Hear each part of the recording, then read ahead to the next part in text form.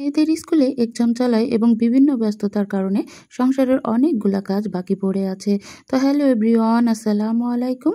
নতুন একটি blog video নিয়ে আবার আপনাদের মাঝে হাজির হয়ে গিয়েছি। তো আজকের ভিডিওতে দেখবেন আমি সারাদিন কিভাবে কি কাজ করলাম এবং বিকালবেলা কোথায় ঘুরতে গেলাম। তো প্রথমেই এখানে আমাদের বাসায় সকালবেলা বাজার করে আনা হয়েছিল। তো বাজার থেকে বেশ অনেকগুলো ফ্রেশ টাটকা মাছ আনা হয়েছিল। তো এই মাছগুলো কেটে ধুয়ে পরিষ্কার করে নেবার পালা।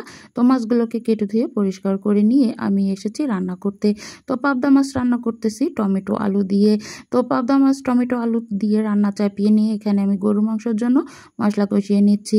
তো গরুর মাংসটাকে চাপিয়ে দিয়ে এখন আমি চলে যাব আমার সংসারের বাদবাকি কাজ করতে। যেহেতু গরুর মাংস হতে একটু টাইম লাগে, আর এদিকে বাবুদেরকে একটু লেবু কেটে দিয়েছিলাম। তো এখন আমি আমার বাসার ড্রয়িং রুমটা পরিষ্কার করে নিচ্ছি। অনেক দিন হলো ঘরের অনেক কাজ ফালানো রয়েছে, অনেক ময়লা জমে গিয়েছে ফার্নিচারগুলোতে।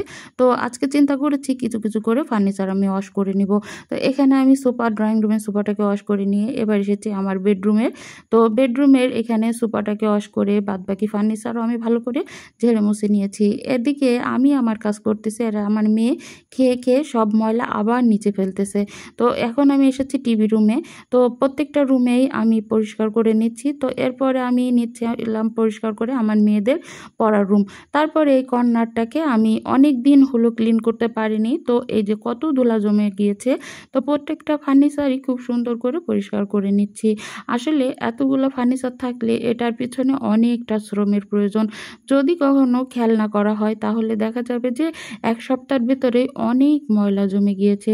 তো যাই হোক, মোটামুটি অল্প পরিসরে পরিষ্কার করার পরে আমি অনলাইন থেকে অর্ডার করে নিয়েছিলাম ডাইনিং টেবিলের নতুন একটি কাভার সেট। তো এই কাভার সেটটাও আমি এখন বিছিয়ে নিচ্ছি। তো মাশাআল্লাহ, কাভার সেটটা কিন্তু অনেক সুন্দর ছিল। আপনারা চাইলে এই কাভার সেট যদি নিতে চান তাহলে আপনারা নিতে পারেন। তো আমি একটা রিলে কাভার সেটটা কোথা থেকে নিয়েছি সেটা দেখিয়ে দিয়েছি এবং আপনাদেরকে বলেও দিয়েছি। তো এরপরে রান্না শেষে আমি এখন বেড়ে নিচ্ছি। দুপুরের খাবার দাবার সবাইকে টেবিলে দিয়ে নিব। তো দুপুরের খাবার দাবার এই যে টেবিলে দেওয়ার পরে সবার খাওয়া দাওয়া শেষে বিকালবেলা আমরা একটু বের হয়েছিলাম ঘুরতে। তো খুব বেশি দূরে আমরা যাই না, আমরা মাঝে মাঝে যখন ছুটির দিন থাকে বাবুদেরকে নিয়ে জাস্ট একটা বাইক রিজার্ভ করে নিয়ে মাত্র 2-3 ঘন্টা ঘুরে আসি প্রাকৃতিক পরিবেশে।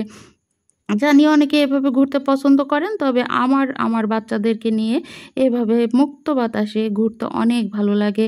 এবং আমরা এমন কোনো রাস্তা দিয়ে ঢুকি যেখানে গ্রামীণ পরিবেশ থাকে, একদম ঠান্ডা বাতাস, গ্রামীণ একটা ফিল। আর সাইডে যে আমার প্রিয় মানুষ, আমার হাজব্যান্ড, আমার 2টা বাচ্চা থাকে। আর কি চাই জীবনে, তাই না? প্রিয় মানুষের সঙ্গেই তো যাচ্ছি ঘুরতে, এটাই তো অনেক, সেটা যেখানেই হোক না কেন। আর এই গ্রামীণ পরিবেশ এটা তো আমার অনেক ভালো লাগে। জানি না কার কার গ্রামীণ পরিবেশ ভালো লাগে, তবে আমার শহরের পরিবেশের থেকে এই গ্রামীণ পরিবেশটা বেশি ভালো লাগে। তো সন্ধ্যা হয়ে এসেছে, এখন আমরা বাচ্চাদেরকে নিয়ে সামান্য কিছু নাস্তার ব্যবস্থা করেছি। আসলে ওরা এর থেকে বেশি কিছু খেতেও চায়নি, বলেছিল ওদের বাবা। তো সন্ধ্যা যখন ঘনিয়ে এসেছে আমরা বাড়ির দিকে ফিরতেছি। এই ছিল আমার ব্লগ ভিডিও। আশা করি ভালো